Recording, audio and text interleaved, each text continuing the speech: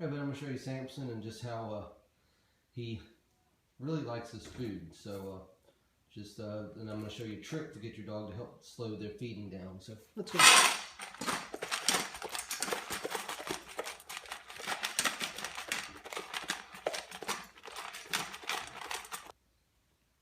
So here's a trick I got from my buddy Liddell Kennedy, amazing dog trainer.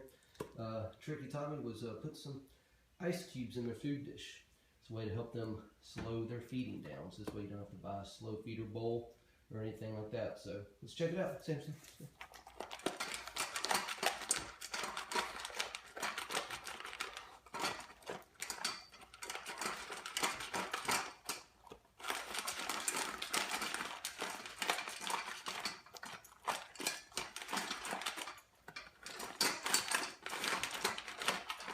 Pretty cool, huh?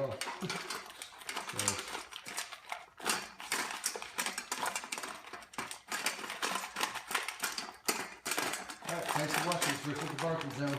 It's party time.